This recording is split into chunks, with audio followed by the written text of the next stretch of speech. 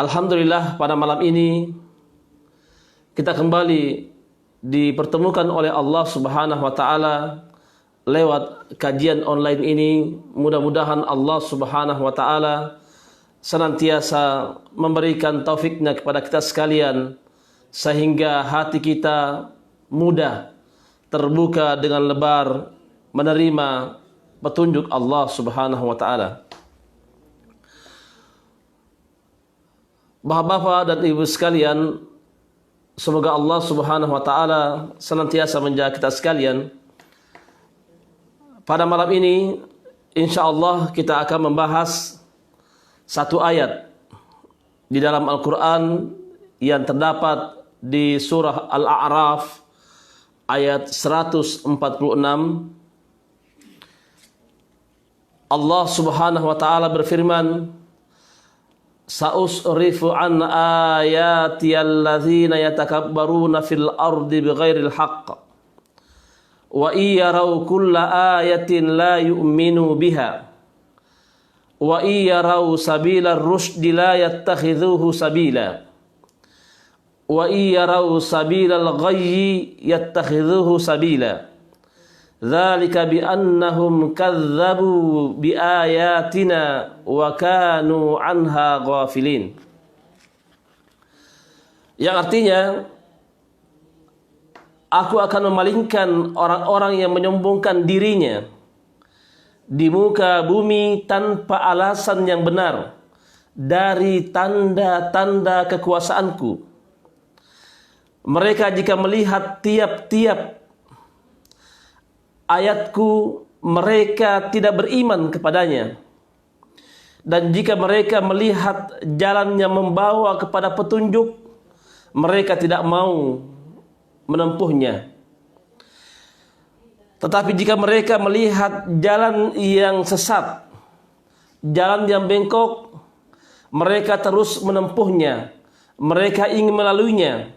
Yang demikian itu adalah karena mereka mendustakan ayat-ayat kami dan mereka selalu lalai daripadanya.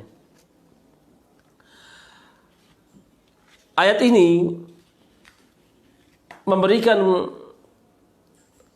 kabar kepada kita bahwa kondisi manusia dalam kehidupan dunia ini disebutkan dalam ayat ini ada 3 macam. Ada 3 kelompok manusia di dalam ayat ini. Allah Subhanahu wa taala menjelaskan, Sa'usrifu an ayati alladzina yatakabbarun. Aku akan memalingkan orang-orang yang menyombongkan dirinya dari ayat-ayat-Ku, dari ayat-ayat kami,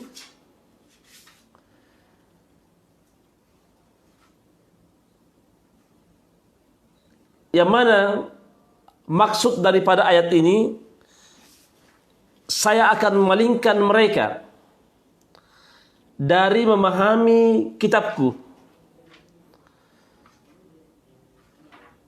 Sebahagian ulama yang lain berpendapat bahwa yang dimaksud dengan ayat ini, aku akan memalingkan mereka dari keimanan kepada ayat-ayatku. Sa'usrifu an ayati alladzina yatakabbarun. Allah Subhanahu wa taala akan memalingkan orang-orang yang menyombongkan dirinya dari ayat-ayatku.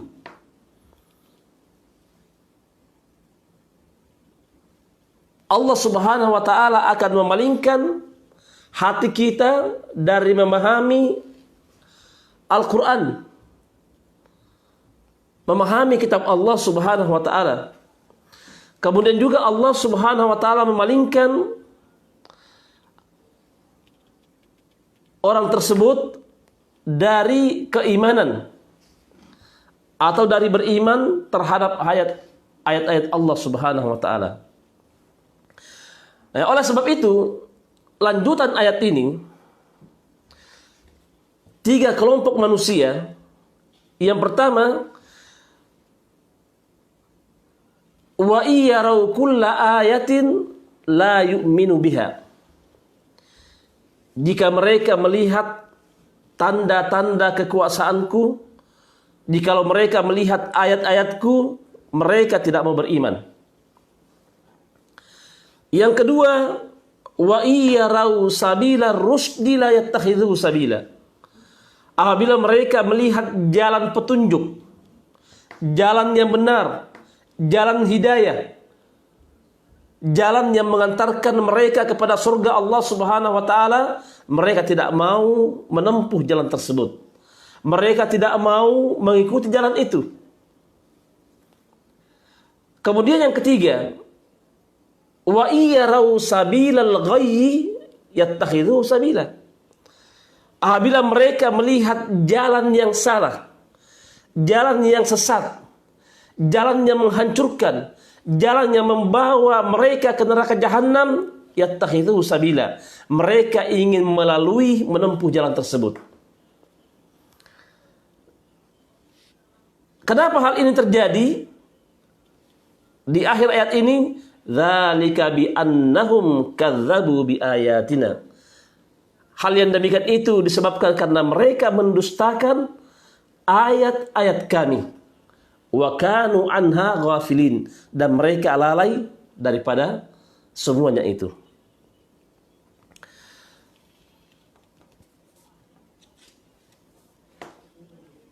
Kami akan palingkan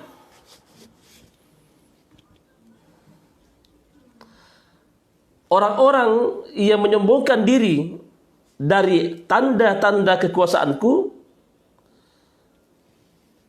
Artinya dijelaskan oleh ulama, sa'amna'u fahmil hudaji wal adillah. Kami akan mencegah mereka untuk memahami hujjah dan dalil-dalil ala azamati, tentang keagunganku, wa syariati, tentang syariatku, wa ahkami, dan hukum-hukumku. Dan mereka menyombongkan diri dari mentaati Allah Subhanahu wa taala. Nah, orang yang seperti ini, dia akan dipalingkan oleh Allah Subhanahu wa taala. Di saat dia berpaling dari kebenaran, maka Allah Subhanahu wa taala memalingkan dia dari kebenaran. Sebagaimana Allah Subhanahu wa taala berfirman di surah As-Saff ayat 5, falamma zaghu azaghallahu qulubahum.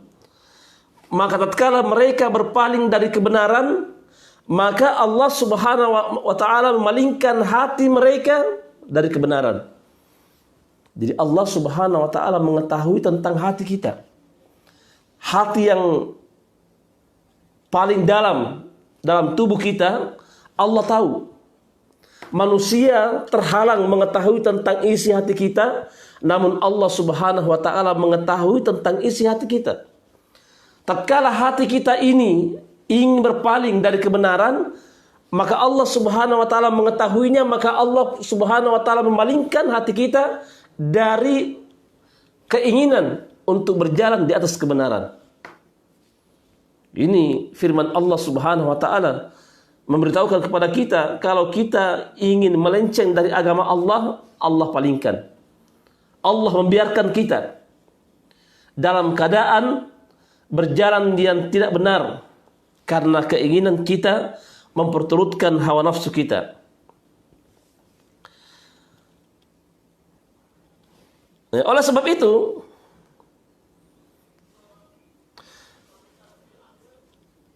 para ulama salaf menjelaskan bahwa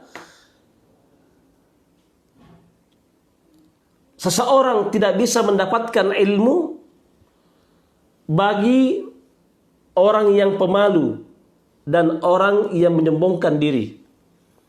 Dua perkara ini, seseorang dia tidak bisa mendapatkan ilmu, dia tidak bisa melaksanakan kebenaran karena malu dan menyombongkan diri di hadapan Allah Subhanahu wa taala.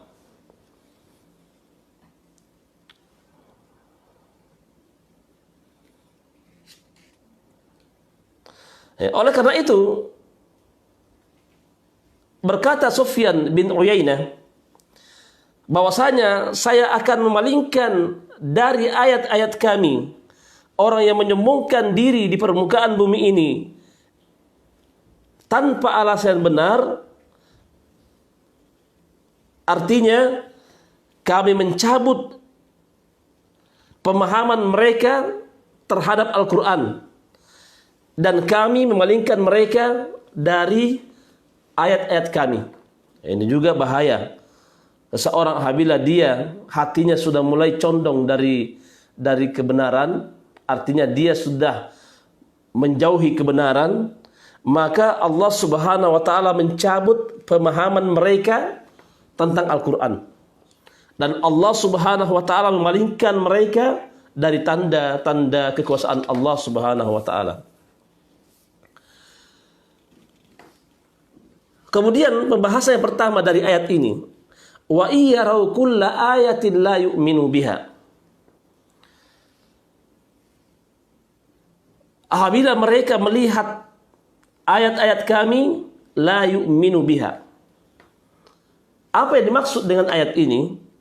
Sebagaimana dijelaskan oleh ulama tafsir, artinya apabila mereka melihat tanda-tanda kekuasaan kami, meskipun ayat-ayat itu banyak dan jelas, mereka tidak mau beriman.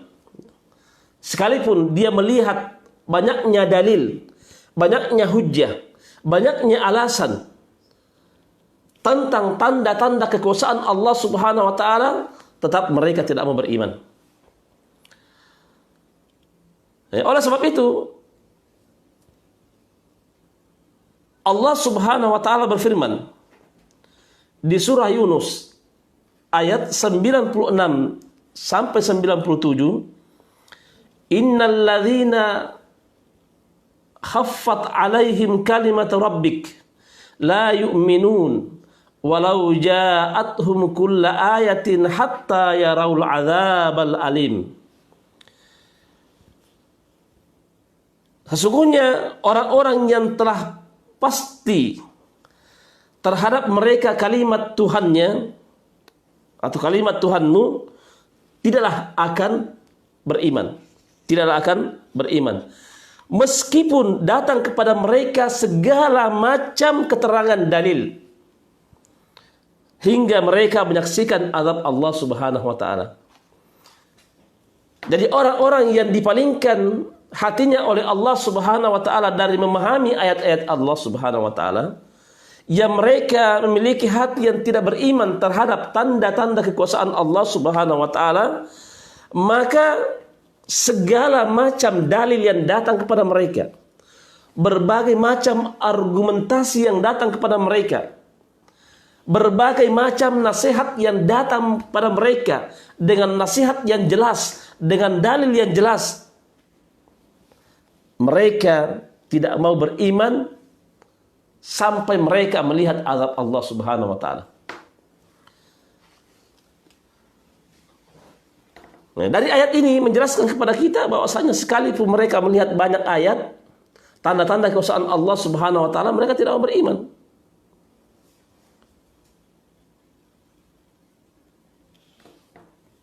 Ayat di sini ada dua macam. Ada ayat kauniyah dan ada ayat syar'iyah.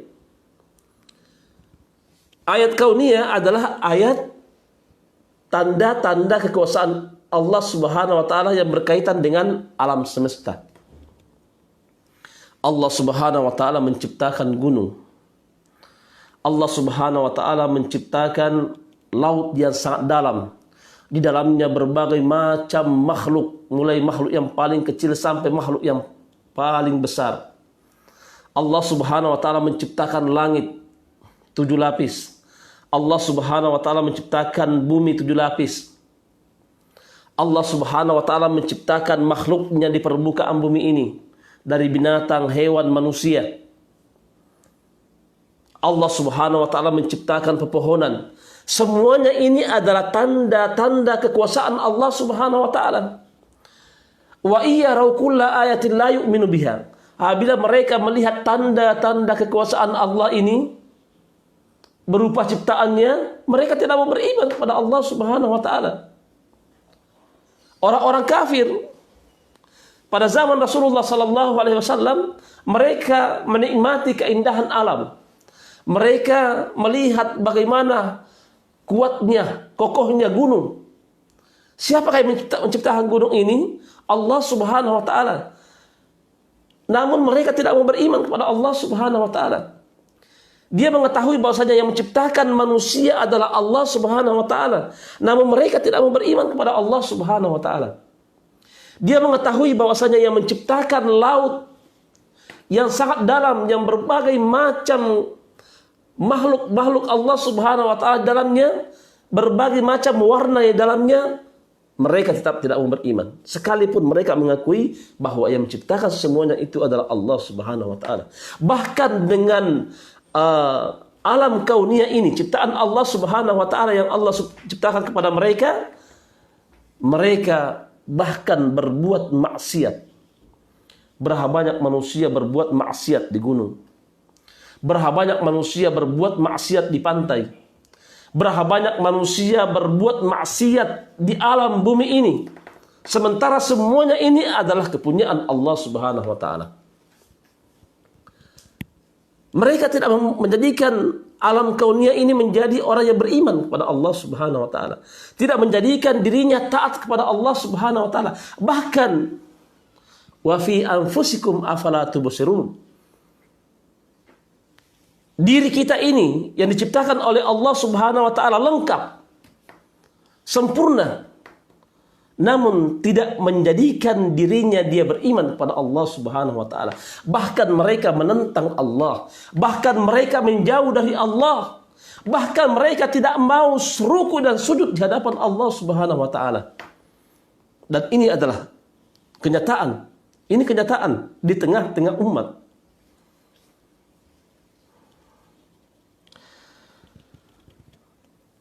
Yang kedua adalah ayat syariah. Ayat syariah itu Al-Quran. Bagaimana hebatnya isi kandungan Al-Quran. Perkataan siapakah ini? Perkataan Allah Subhanahu wa taala. Tidak ada satupun manusia yang sanggup membuat seperti Al-Quran. Tidak ada satupun penyair yang mampu menyamai isi kandungan Al-Quran. Karena Al-Quran adalah kalamullah, perkataan Allah Subhanahu wa taala. Mereka tidak beriman, mereka melihat bahkan berbagai macam suara yang sangat indah dibacakan oleh para qari. Yang kita mengenal berbagai macam bacaan. Ada bacaan si ini, qari ini, berbagai macam model, berbagai macam suara yang kita dengar tidak membuat kita beriman kepada Allah Subhanahu wa taala. Tidak membuat mereka beriman kepada Allah Subhanahu wa taala, tidak membuat mereka tunduk taat kepada Allah Subhanahu wa taala. Wa iyarau kulla ayatin la yu'minu biha. Jikalau mereka melihat tanda-tanda kekuasaan Allah, mereka tidak mau beriman. Bagaimana Al-Quran itu dia bisa amalkan? Al-Quran kita baca. Alhamdulillah pada malam ini, pada bulan Ramadan ini, kita sibuk dengan membaca Al-Quran. Kita sibuk membaca Al-Quran. Namun apakah kesibukan kita membaca Al-Quran lalu kita melupakan mengamalkan Al-Quran? Padahal sesungguhnya tujuan Al-Quran itu adalah agar kita mengamalkan isi kandungan Al-Quran. Itulah yang diinginkan oleh Allah dan Rasulnya. Kita mengamalkan apa yang ada dalam Al-Quran. Kalau setiap pribadi seorang muslim mengamalkan semua isi kandungan Al-Quran, maka orang-orang kafir takut kepada orang-orang muslim. Orang-orang mukmin, orang-orang muslim mulia di hadapan orang-orang kafir. Dia menjadi mulia di hadapan orang-orang yang menentang Allah Subhanahu wa taala. Sebagaimana pada zaman Rasulullah sallallahu alaihi wasallam, orang-orang kafir takut kepada para sahabat Nabi sallallahu alaihi wasallam.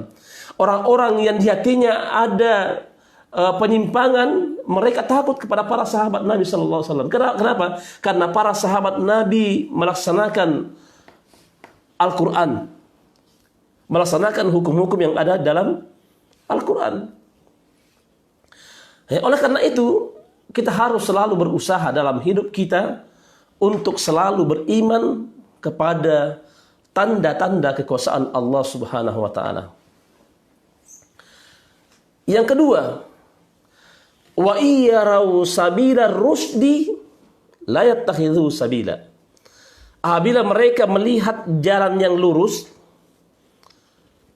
jalan yang benar, jalan yang mengajak kepada surga, la yattakhidhu sabila. Mereka tidak ingin menjadikan jalan itu adalah jalan yang terbaik. Mereka tidak mau berjalan di atasnya.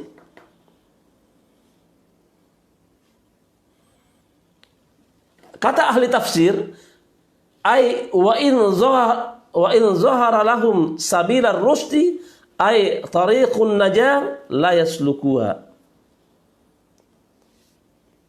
Apabila nampak bagi mereka jalan yang lurus, yaitu jalan keselamatan, mereka tidak mau berjalan di atasnya. Mereka tidak mau melaluinya. Mereka malu melalui jalan tersebut. Mereka menganggap bahwa jalan yang lurus ini adalah jalannya orang-orang yang hina. Sebagaimana pada zaman Rasulullah sallallahu alaihi wasallam, orang-orang yang baru masuk Islam dari kalangan budak, dari kalangan orang-orang miskin, mereka menganggap bahwa orang yang mengikuti Nabi sallallahu alaihi wasallam adalah orang-orang yang hina. Orang yang mengikuti jalan petunjuk Allah Subhanahu wa taala, yang mengikuti jalannya Rasulullah sallallahu alaihi wasallam, mereka itu adalah sampah-sampah masyarakat. Mereka itu adalah orang-orang yang sangat hina bagi mereka. Dia tidak mau melalui jalan yang lurus. Sementara jalan itu sudah jelas. Petunjuk ada di atasnya.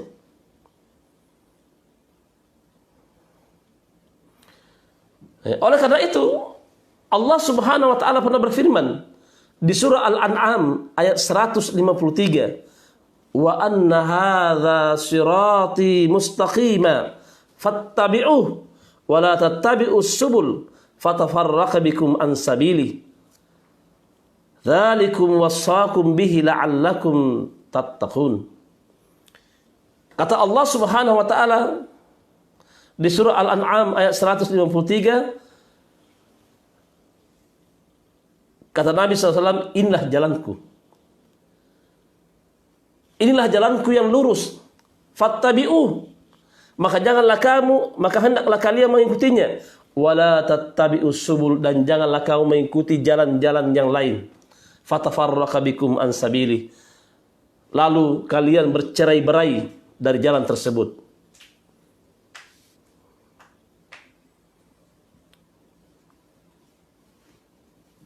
Rasulullah sallallahu alaihi wasallam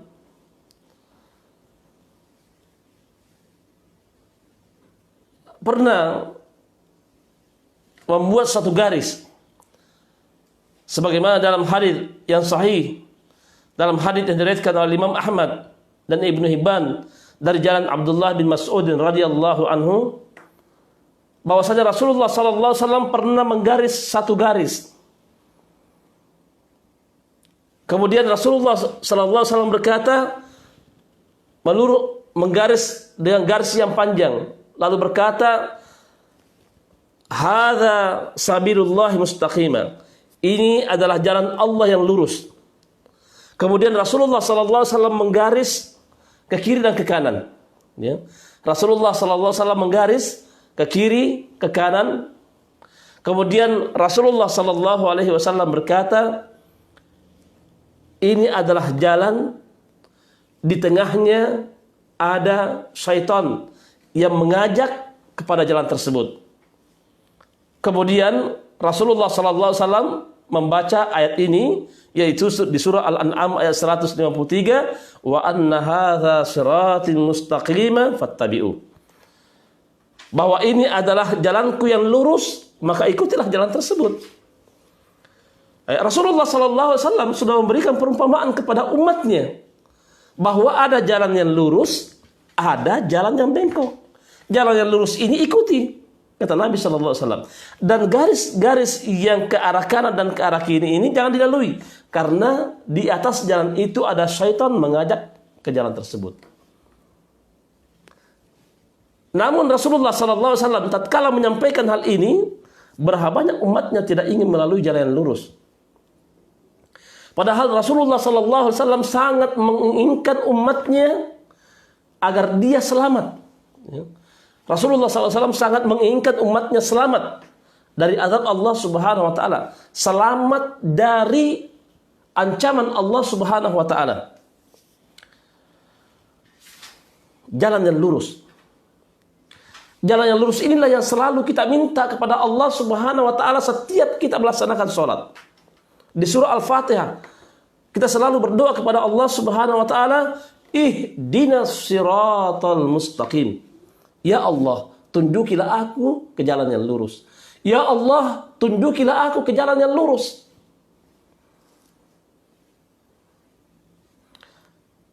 Setiap hari kita baca.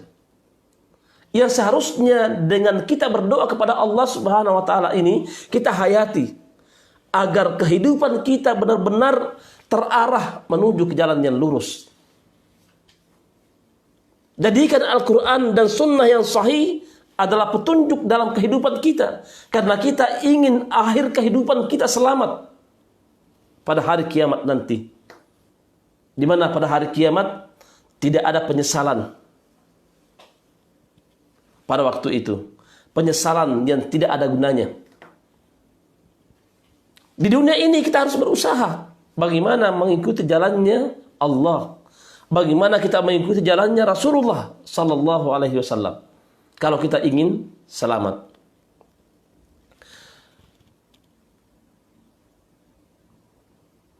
Lima kali sehari semalam kita membaca doa ini, ditambah lagi dengan sholat sunnah.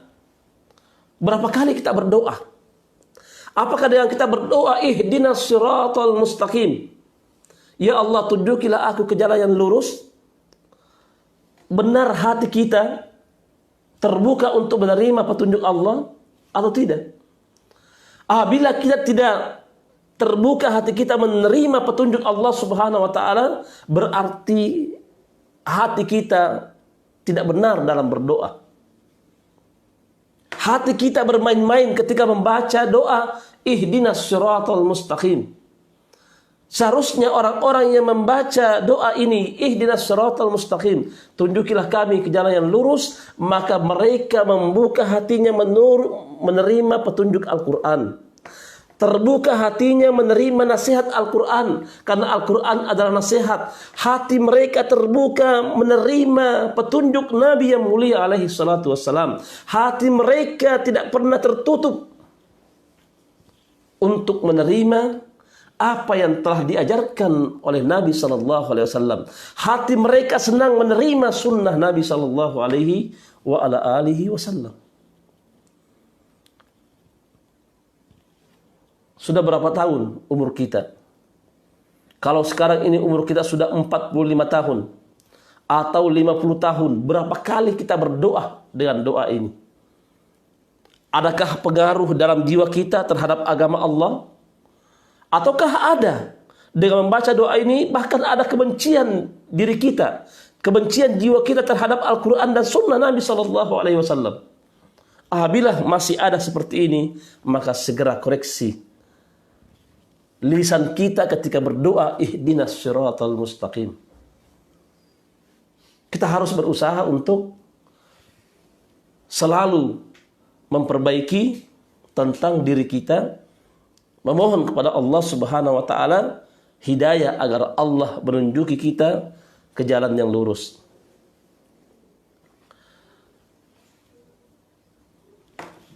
Jalan yang lurus ini banyak yang telah dijelaskan oleh Allah Subhanahu wa taala di dalam Al-Qur'an. Dan juga jalan lurus ini banyak sekali dijelaskan oleh Nabi sallallahu alaihi wasallam. Di antaranya jalan yang lurus, ya. bagi para wanita hendaklah memakai jilbab. Ini perintah langsung dari Allah di surah Al-Ahzab. Bagi wanita yang beriman kepada Allah dan Rasulnya, hendaklah dia memakai jilbab. Karena ini adalah jalan keselamatan, jalan yang lurus. Ini adalah petunjuk Allah Subhanahu wa taala. Siapa yang berjalan di atas petunjuk Allah Subhanahu wa taala, maka Allah Subhanahu wa taala mengarahkan dia ke jalan yang lurus. Allah Subhanahu wa taala membimbing dia ke jalan yang diridhoinya.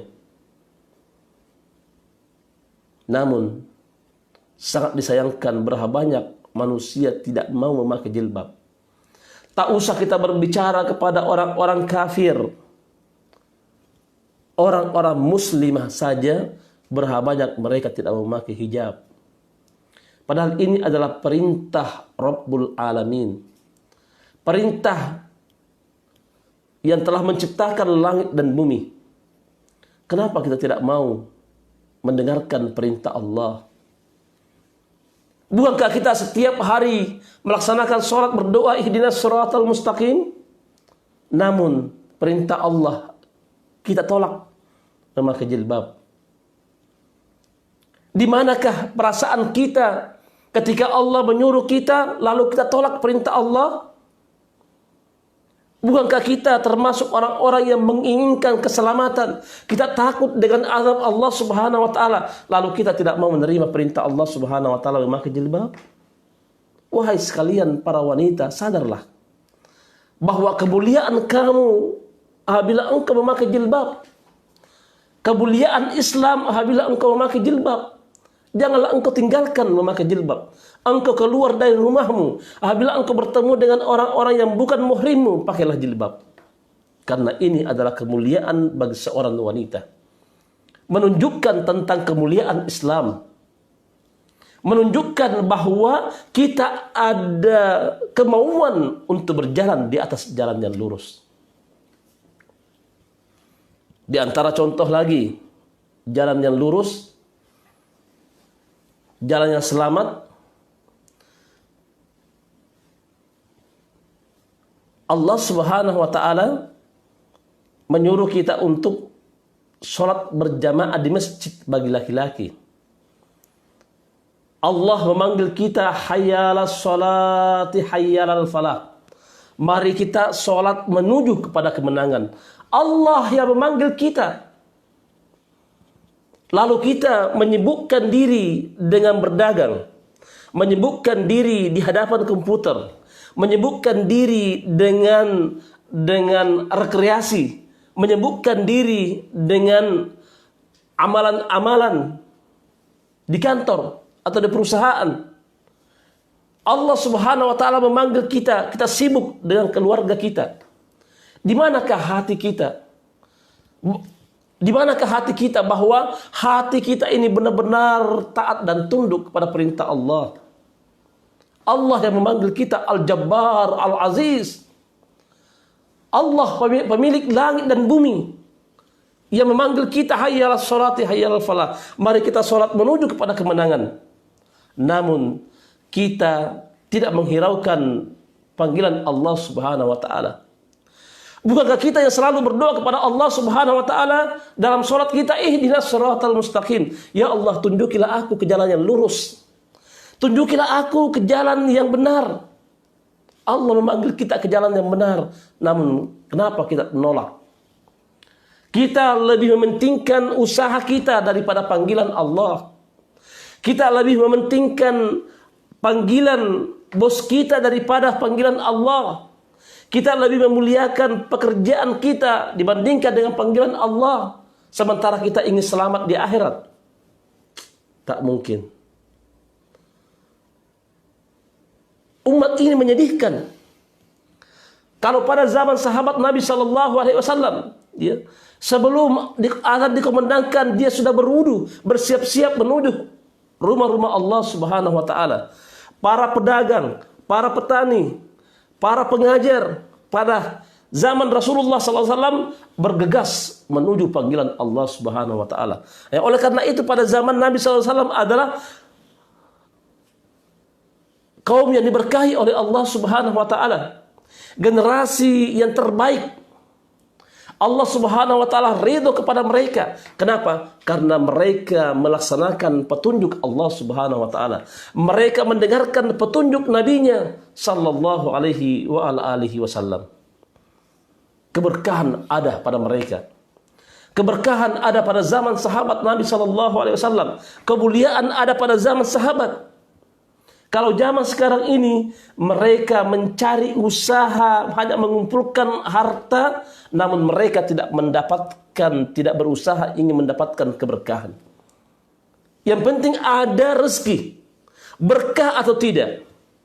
Yang penting ada rezeki yang masuk, diridai oleh Allah atau tidak diridai oleh Allah Subhanahu wa taala, tidak menjadi masalah. Ya, yang penting saya untung.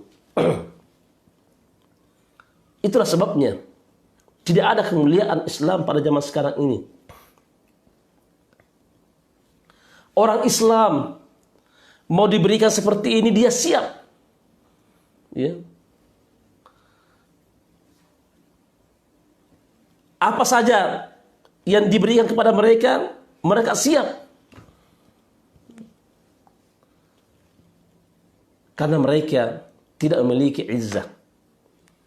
Dalam mengumpulkan harta tidak ada keberkahan terhadap harta mereka.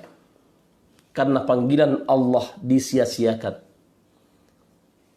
Apakah sholat menghalangi rezeki kita? Tidak.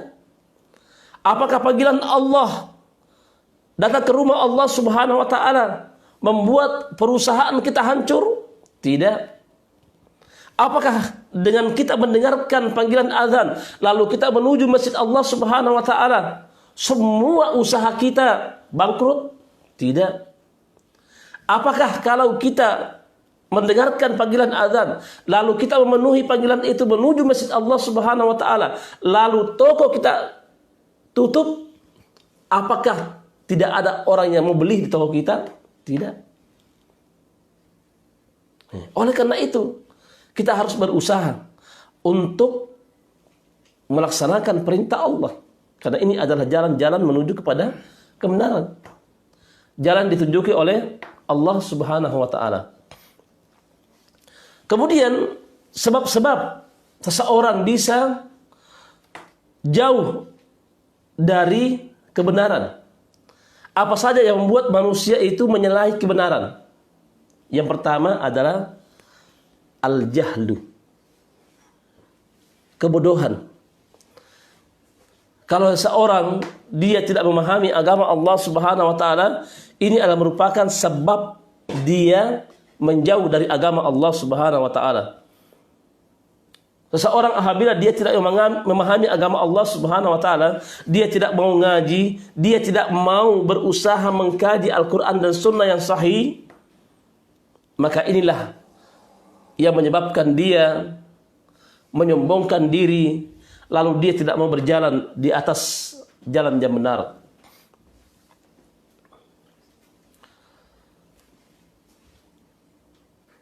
Nah, oleh karena itu Allah Subhanahu wa taala berfirman di surah Yunus ayat 39, "Bal kadzdzabu bima lam yuhitu bi'ilmihi walamma ya'tihim ta'wiluhu kadzalika kadzdzabal ladzina min qablihim fanzur kaifa kana 'aqibatuz zalimin."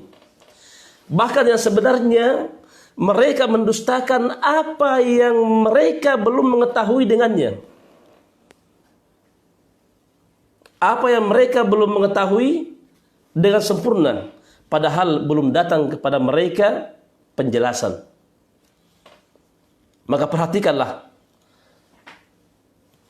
Yang demikian itu mereka mendustakan orang-orang sebelum mereka, maka perhatikanlah bagaimana akibatnya terhadap orang-orang yang zalim. Ini pertama, orang-orang yang jahil adalah penyebab dia menyimpang dari kebenaran. Orang-orang yang tidak mau ngaji Al-Quran dan Sunnah, inilah yang akan menolak kebenaran. Oleh karena itu, Allah Subhanahu wa taala berfirman di surah Al-An'am ayat 111. walakinna aktsarahum yajhalun. Akan tetapi kebanyakan mereka tidak memahami. Mereka bodoh terhadap agama Allah Subhanahu wa taala. Dan juga Allah Subhanahu wa taala berfirman di surah Al-An'am ayat 37, walakinna aktsarahum la ya'lamun. Akan tetapi kebanyakan mereka tidak mengetahui. Dan juga Allah Subhanahu wa taala berfirman di surah Al-Baqarah ayat 171, summum bukmun umyun fahum la ya'qilun. Mereka tuli, mereka bisu, mereka tidak berakal. Jadi orang-orang yang menyimpan dari kebenaran, orang-orang yang menolak kebenaran, orang-orang yang tidak mau berjalan di atas kebenaran, mereka itulah dikatakan oleh Allah sebagai orang-orang yang bodoh. Mereka adalah orang-orang yang tidak mengetahui. Mereka itu adalah orang-orang yang tidak berakal.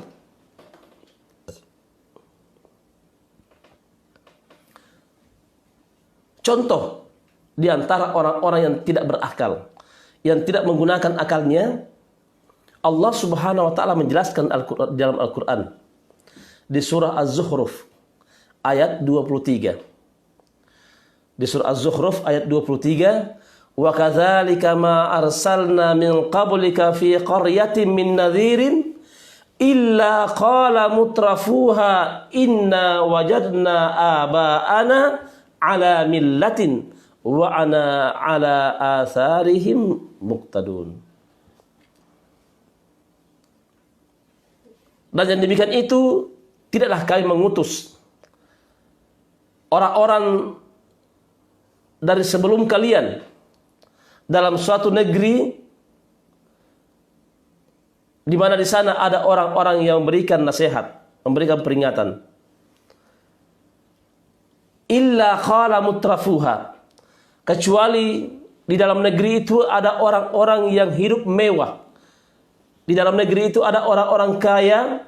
Dia berkata, inna wajadna aba'ana, sesungguhnya kami mendapati bapak-bapak kami menganut suatu agama. Inna wajadna aba'ana ala millah, sesungguhnya kami menganut suatu agama. Wa inna ala atharihim muqtadun, dan sesungguhnya kami adalah pengikut jejak mereka. Jadi ketika ada orang yang memberikan nasihat kepada mereka, maka orang-orang yang menyembuhkan diri dari kalangan orang-orang yang hidup mewah, dari kalangan orang-orang yang kaya raya pada zaman itu, dia berkata, sesungguhnya kami menganut satu agama karena kami mendapati bapak-bapak kami. Kami melihat nenek moyang kami melakukan hal itu, sehingga kami pun menjadikan mereka contoh tauladan. Ini disebabkan karena kejahilan, karena kebodohan. Ketika sudah jelas datang kepada mereka petunjuk, dalil, burhan, nabi yang diutus oleh Allah Subhanahu wa taala menyampaikan kepada mereka, apa jawaban mereka? Inna wajadna aba'ana ala millah, sesungguhnya kami mendapati bapak-bapak kami menganut agama ini. Karena dia menganut agama ini, saya pun mengikuti mereka, sekalipun dia sudah tahu itu salah. Contoh yang kedua, di dalam Al-Quran Allah Subhanahu wa taala berfirman di surah Al-Ahzab ayat 67, Rabbana inna ata'na sadatana wa kubara'ana fa'adalluna sabila. Rabbana inna ata'na sadatana wa kubara'ana fa'adalluna sabila. Wahai Tuhan kami, sesungguhnya kami mengikuti pemimpin-pemimpin kami. Ya Allah, sesungguhnya kami mengikuti pembesar-pembesar kami. Fa'adalluna sabila, lalu kami tersesat dari jalan. Artinya kami berjalan di atas jalan yang sesat ini karena kami mengikuti pemimpin-pemimpin saya. Saya mengikuti apa kata orang tua kami. Kami mengikuti apa pembesar-pembesar kami. Tidak mengikuti dalil, tidak mengikuti petunjuk Allah dan Rasulnya, tidak. Kami hanya mengikuti orang-orang saja. Ini disebabkan kenapa terjadi hal ini? Karena kebodohan, karena ketidaktahuan. Nah, oleh karena itu, salah satu di antara sebab seseorang itu bisa menyimpan dari jalan kebenaran karena kebodohan.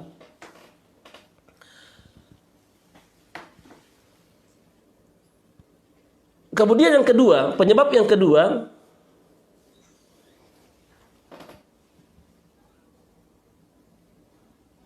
karena basa-basi. Nah ini, sebab seseorang itu dia tidak bisa berjalan di atas kebenaran karena basa-basi, ya.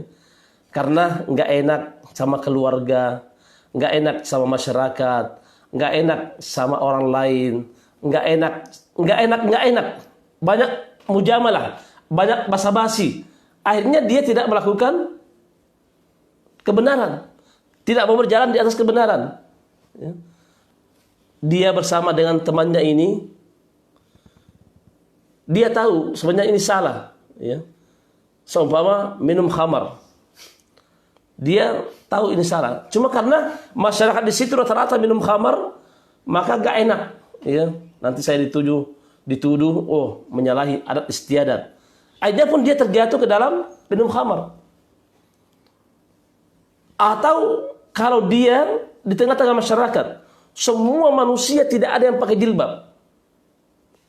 Lalu kalau dia pakai jilbab, oh nanti dikatakan sama orang, so alim sih, tidak ada orang memakai begini, kamu memakai sendirian. Akhirnya dia memakai jilbab, tidak memakai jilbab, bergaul dengan masyarakat. Kenapa? Karena tidak enak, karena basa-basi. Akhirnya dia meninggalkan kebenaran. Dan ini banyak sekali contoh-contoh seperti ini. Ya. Di tengah keluarga dia, karena dia melihat di keluarga besar, ada omnya, ada tantenya, ada kakaknya, ada kedua orang tuanya, dia sendiri ingin melaksanakan sunnah ini, ingin melaksanakan kebenaran ini, nggak enak. Akhirnya dia lupakan kebenaran itu. Dia ikut nimbrung bersama dengan mereka dengan melakukan perbuatan yang diharamkan oleh Allah Subhanahu wa taala. Ini akibat daripada basa-basi. Basa-basi ini adalah penyebab seseorang itu bisa menyimpan dari kebenaran. Kemudian di antaranya adalah seseorang apabila dia punya kepentingan ingin mendapatkan jabatan, ya, ingin mendapatkan pekerjaan. Demi jabatan, demi pekerjaan, saya siap untuk menolak kebenaran. Nah, ini juga ada di tengah-tengah masyarakat kita. Demi jabatan, dia rela meninggalkan agama Allah. Dia rela menginjak agama Allah Subhanahu wa taala. Dia rela menolak agama Allah. Ya. Sekalipun hatinya ini adalah perintah Allah, tapi karena demi jabatan, demi pekerjaan, dia siap meninggalkan itu. Jalan yang benar. Wa iyyarau sabila rusdi la yattakhidhu sabila. Apabila mereka melihat jalan yang lurus, mereka tidak mau melaluinya. Kemudian yang ketiga, sebab seseorang dia bisa meninggalkan kebenaran, dia tidak mau berjalan di atas kebenaran karena maksiat kepada Allah Subhanahu wa taala.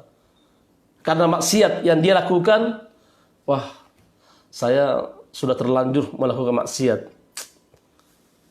Sudah, dia nggak ada keinginan untuk berjalan di atas kebenaran. Hatinya susah. Kenapa? Karena sudah diselimuti hatinya dengan maksiat. Ya. Digelapkan hatinya dengan maksiat. Sehingga ingin berjalan di atas kebenaran itu susah. Sekalipun dia tahu itu benar, dia tidak mau melalui. Kenapa? Saya ini orang banyak dosa. Ya. Sudah terlanjur berbuat dosa. Ini adalah penghalang dia untuk melakukan kebenaran. Kemudian yang keempat adalah al-kibar. Karena sombong. Dalam jiwanya ada sifat sombong. Ya. Dia tidak mau melaksanakan kebenaran. Kita lihat Abu Jahal. Abu Jahal, kenapa dia tidak mau menerima kebenaran yang datang dari Nabi SAW? Karena Nabi Muhammad itu siapa? Dia adalah ponakan saya, sombong dalam jiwanya. Masa saya ikut, masa paman ikut sama ponakan? Tidak mungkin. Ketika Abu Thalib meninggal dunia, hampir meninggal dunia, Rasulullah datang kepada mereka, wahai paman, ucapkan kalimat la ilaha illallah. Mereka tidak mau. Kenapa mereka tidak mau mengucapkan kalimat la ilaha illallah? Karena Muhammad ini adalah ponakan saya. Kalau saya mengikuti ucapan Muhammad ini, nanti apa kata bangsa Arab? Ya, seorang paman mengikuti ponakan. Karena kibar, karena kesombongan. Ya. Oleh karena itu kita harus berusaha untuk menghilangkan kesombongan dalam jiwa kita. Kemudian kelima, penyebab seseorang itu tidak bisa berjalan di atas kebenaran karena hasad. Ya. Karena hasad. Ya, oleh karena itu kita harus berusaha dalam hidup kita ini agar kita senantiasa menjauhkan diri kita dari sebab-sebab yang bisa membuat kita jauh dari kebenaran. Kemudian yang terakhir adalah wa iyarau sabilal ghayy yattakhidhu sabila. Apabila mereka melihat ini jalan sesat, mereka berbondong-bondong mengikutinya. Ini jalan salah, sudah tahu ini jalan salah, mereka berusaha berjalan di atasnya. Kenapa? Karena syaitan menghiasi jalan itu kelihatannya indah, manis, enak. Sehingga mereka berusaha untuk berbondong-bondong mengikuti jalan tersebut. Oleh karena itu, para jamaah sekalian, para pendengar kajian online, mudah-mudahan Allah Subhanahu wa taala memberikan hidayah kepada kita sekalian, terutama Allah memberikan hidayah kepada kita sehingga hati kita condong kepada kebaikan, condong kepada kebenaran. Inilah penjelasan singkat tentang surah Al-A'raf ayat 146. Apabila ada yang bertanya, dipersilahkan.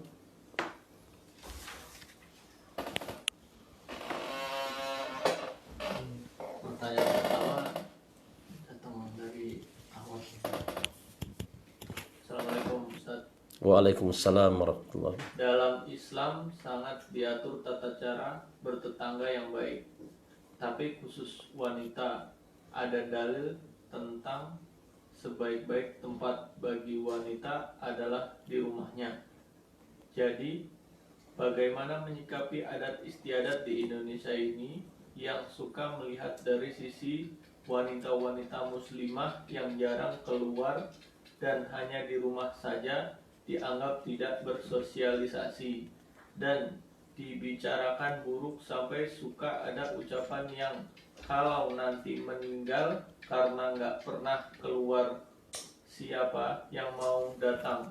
Orang nggak pernah bertetangga, atau ucapan buruk lainnya. Jadi bagaimana cara ibu-ibu muslimah menyikapi hal seperti ini baiknya? Karena kadang kita nggak bisa memastikan dapat tinggal di lingkungan yang benar-benar sudah mengerti sunnah dan ilmu. Mohon nasihatnya. Jazakallah khair. Ya. Kita bergaul di tengah-tengah masyarakat. Karena para sahabat juga bergaul di tengah-tengah masyarakat. Cuma ada perbedaan antara para zaman sahabat dengan zaman sekarang ini.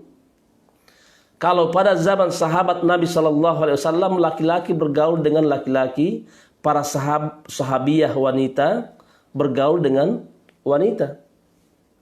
Kalau pada zaman sekarang ini, laki-laki bergaul dengan wanita, wanita bergaul dengan laki-laki. Ada perbedaan. Ya. Sehingga pada zaman Rasulullah SAW, apabila para sahabat Nabi tidak pernah melihat istri-istri sahabat yang lainnya, apabila mereka meninggal dunia tidak pernah dikatakan, tidak pernah berkata, kita tidak usah mengurus jenazahnya. Kenapa? Tidak pernah ikut tampil di tengah-tengah masyarakat. Tidak ada seperti itu. Kalau zaman sekarang ini ada tampil muncul kalimat seperti ini, kenapa? Karena mereka ingin bergaul, laki-laki dan perempuan sama. Sehingga muncullah seperti ini. Pada zaman Rasulullah SAW, keimanannya mendorong. Kalau zaman sekarang ini adalah hawa nafsu yang mendorong dia. Seharusnya apabila ada seorang wanita yang dia tinggal di rumah, artinya dia keluar rumah ngaji sama ibu-ibu, dia tahu tentang porsi kondisi dia, maka ini adalah sesuatu yang sangat mulia. Ini adalah keberkahan seorang wanita apabila dia bergaul dengan wanita, tidak bergaul dengan laki-laki. Karena apabila kita melihat Al-Quran dan ayat dan hadis Rasulullah SAW, maka banyak sekali ayat-ayat atau hadis yang menjelaskan bahwasanya wanita yang sangat mulia adalah wanita yang tidak keluar dari rumahnya kecuali ada kebutuhan. Ya. Tidak asal keluar saja, begitu saja. Keluar apabila ada kebutuhan. Ya, oleh karena itu, bagi akhwat apabila bertetangga, bertemu dengan tetangganya, senyum apabila bertemu dengan istri sama istri, bertemu, senyum, saling sapa. Ya, apalagi kalau kita sudah ngaji, tetangga kita belum ngaji, kita senyum kepada dia. Ya, sehingga dia melihat kita, masya Allah, akhlaknya orang ngaji, murah senyum. Ya, apabila kita lewat sama dia, kita berbicara dengan dia, bertemu dengan dia, berbicara dengan dia, sehingga dia melihat bahwa akhlaknya orang ngaji seperti ini, akhlaknya wanita muslimah seperti ini. Jangan bertemu dengan dia dengan muka yang sebal, dengan muka yang cemberut. Jangan. Nanti dia sudah berada di atas kebodohan, kejahilan. Kemudian kita menampakkan wajah yang seperti ini, bertambah keras hati mereka. Ya. Bertambah jauh mereka dari agama Allah. Yang seharusnya dengan sikap kita, dia menjadi orang yang lembut. Dengan sikap kita, dia akan kembali ke jalan Allah Subhanahu wa Ta'ala. Nah, kita hanya sekadar perlihatkan tentang akhlak kita. Jangan, wanita diperintahkan di rumah. Ini juga ada kesalahan dari para akhwat. Kita diperintahkan di rumah saja, sehingga ketemu dengan tetangganya tidak mau ngomong, tidak mau bicara. Ini salah, bukan sifat seorang mukminah. Kita bertemu karena tujuan kita adalah dakwah. Bagaimana kita mengajak tetangga kita yang tidak paham agar dia tahu, bergaul, ya. Tapi jangan bergaul dengan suaminya. Ini salah. Bergaul dengan istrinya, ya. Berikan pemahaman kepada mereka dengan baik. Nah, kalau sekarang ini, zaman sekarang ini tidak dibicarakan kalau seorang wanita itu aktif, laki-laki ikut gaul, ya. Ada kumpulan bapak-bapak ikut gaul, ada kumpulan ibu-ibu ikut juga, semuanya, ya. Ini juga tidak benar, ya. Kita harus melihat porsi kita. Kalau urusan bapak-bapak serahkan kepada bapak-bapak, urusan ibu-ibu serahkan kepada ibu-ibu, sehingga tidak terjadi hal-hal yang tidak. Dan sekalipun demikian tetap ada, ya, sekalipun kita sudah berusaha, ya, sudah berusaha untuk senyum kepada mereka, sudah memperlihatkan akhlak mereka, ya, pasti ada senyum, karena pasti ada orang tidak senang dengan dakwah, pasti, ya. Oleh karena itu dibutuhkan ketika bergaul kesabaran, ya. Perlihatkan akhlak yang benar, akhlak yang diajarkan oleh Rasulullah SAW, kemudian kita bersabar. Pertanyaan kedua. Assalamualaikum Ustaz. Izin bertanya, apakah yang dimaksud dengan Allah palingkan kita dari kebenaran? Allah Subhanahu wa Ta'ala memalingkan kita dari kebenaran, artinya Allah Subhanahu wa Ta'ala tidak memberikan kepada kita pemahaman terhadap dalil-dalil, tidak memberikan kepada kita pemahaman terhadap kebenaran. Allah Subhanahu wa Ta'ala memalingkan hati kita ketika kita sudah tidak mau melihat kebenaran, maka Allah Subhanahu wa Ta'ala pun akan memalingkan hati kita, ya. Karena hati kita ini diketahui oleh Allah Subhanahu wa Ta'ala. Ketika hati kita ini tidak mau condong kepada kebenaran, maka Allah Subhanahu wa Ta'ala menjauhkan kita, ya, menjauhkan kita dari kebenaran, ya. Falamma zagu asaghallahu qulubahum. Tatkala kita sudah melenceng dari kebenaran, maka Allah Subhanahu wa taala memalingkan kita dari kebenaran. Artinya Allah Subhanahu wa taala menjauhkan kita dari kebenaran. Artinya Allah Subhanahu wa taala tidak memberikan kepada kita pemahaman terhadap kebenaran agama Allah Subhanahu wa taala. Ya. Assalamualaikum Ustaz, apakah termasuk apakah akan dikabulkan oleh Allah doa seorang anak kepada orang tua yang sudah meninggal, akan tetapi saat orang tua tersebut masih hidup sangat kental akan kesyirikan? Iya. Kalau orang tua kita meninggal dalam keadaan berbuat syirik kepada Allah Subhanahu wa taala, maka doa seorang anak tidak bermanfaat. Doa seorang anak tidak bermanfaat karena sudah jelas dia berbuat syirik kepada Allah Subhanahu wa taala. Yang bermanfaat itu adalah ketika orang tua masih hidup. Kita doakan dia bermanfaat. Jadi anak yang soleh itu apabila orang tua yang soleh kemudian meninggal dunia, maka doa anak ini sangat bermanfaat. Ada orang tua meninggal dunia tidak pernah sholat, maka bagaimana dengan doa anaknya? Ya doakan saja. Tapi Allah Subhanahu wa taala tidak menerima doanya karena dia sendiri orang tuanya ini tidak melaksanakan sholat. Kecuali dia melaksanakan sholat, dia melaksanakan perintah-perintah Allah, tapi ada dosa lainnya, ya, yang dilakukan seperti dia pernah berdusta, dia pernah berghibah, maka doa anaknya ini bermanfaat, ya, karena dia melaksanakan sholat dan dia tidak berbuat syirik. Tetapi apabila dia berbuat syirik dan juga tidak melaksanakan sholat, doa anak tidak bermanfaat. Tapi kalau orang tua meninggal dunia dalam keadaan dia sholat, dia tidak berbuat syirik, tapi ada dosa yang lain yang dia lakukan, maka doa anak ini bermanfaat. Doa anak soleh ini bermanfaat. Ya.